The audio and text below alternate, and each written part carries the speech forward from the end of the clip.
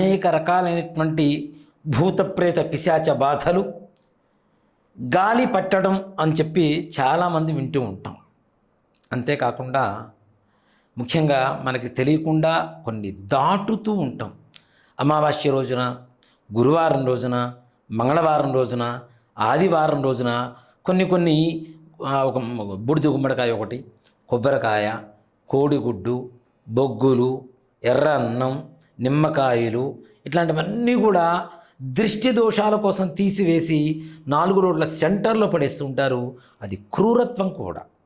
4 రోడ్ల సెంటర్లో అంటే ఒక సైడ్కి వేసేయమని చెప్పి, మరది ఇంకొకరికి తగిలించమని కాదు. అది చాలామంది చేస్తూ ఉంటారు. ఇలాంటివన్నీ కూడా రోడ్డు మీద పడేసినప్పుడు మనకు తెలియకుండానే కారులో వెళ్తూ దాటడమో, బండి మీద నుంచి వెళ్తూ దాటడమో, అలాగే నడుచుకుంటూ కూడా మనం ఏదో ఫోన్ మాట్లాడుకుంటూనో, వేరే పరాకులో ఉంటూనో అవి దాటుకుంటూ వెళ్ళిపోతాం. అవి తీసివేసినటువంటి దృష్టి ఏదైతే ఉంటుందో వెంటనే మన వంటికి పట్టుకుంటుంది.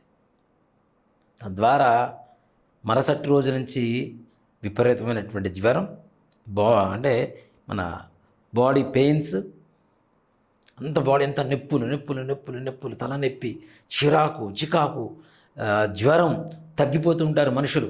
ఈ విధమైనటువంటి పరిస్థితులు. అలాగే మనమంటే గిట్టిన వాళ్ళు, మనమంటే ఏడుపున్న వాళ్ళు, ముఖ్యంగా ఇటీవల కాలంలో అన్నదమ్ముల మధ్యలో జరుగుతున్నటువంటి ఒక దరిద్రమైనటువంటి ఒక విషయంగా చెప్పుకోవచ్చు. అన్న మీద తమ్ముడో, తమ్ముడి మీద అన్నయ్యో, ఆస్తి వివాదాల గురించి బాణామతి, చిల్లంకి ఇలాంటి చిల్లరగా చేస్తూ, ప్రయోగాలు చేయిస్తూ, ఇంట్లో ఆ పక్కింటి వాళ్ళు బాధపడుతుంటే వీడు చూసి ఆనందపడేటువంటి ఒక రకమైనటువంటి ఒక ప్రక్రియ మొదలైంది ఈ మధ్యకాలంలో ఎక్కువగా.